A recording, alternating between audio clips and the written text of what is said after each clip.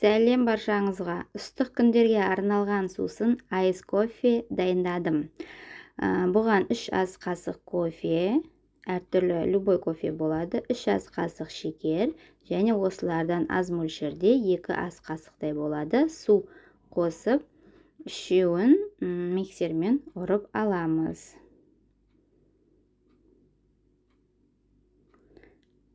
Қантымыз ерігенше, массамыз қоюланғанша миксермен әдемілеп ұра береміз. Бізде қоп-қою пена пайда болу керек.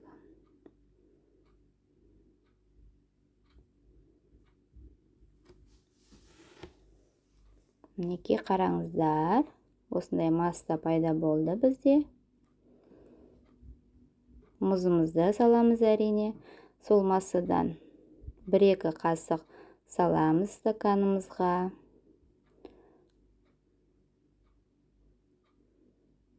Өзі осы арнайы кофеге арналған стаканға салып алдым. Үстіне сүт құямыз.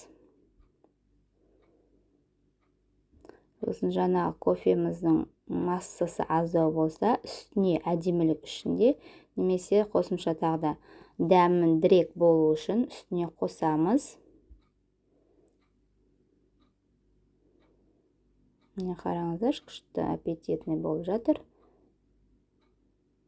Түріне қарап-ақ уже ішкім келіп кетеді.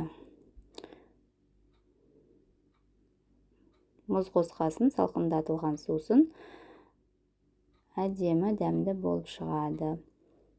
Үстіне әдемілік үшін және де тәтті дәм болу үшін мынадай пенаны қалауларыңызша қосуға болады. Мен осындай шыны стаканға дайындадым, және де үйде арнайы осындай стаканымыз бар еді. Соғанда дайындап үйдегілерге бердім. Үйдегілерге ұнады.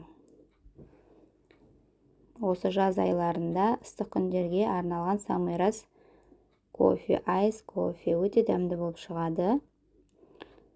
Сіздер де үйде дайындап көріңіздер. Бұған керегі не бары 3 ас қасық кофе, сондай мөлшерде шекер, кішкене су, алдын ала мұздарыңыз дайын тұрады, және сүт. Өте дәмді болып шығады. Нежный вкус. Кәдімгі кафелерде дайындайтын айс латте кофесінде болып шығады. Ас болсын, дәмді болсын, дайындап көріңіздер. Менімен болғандарыңызға рахмет.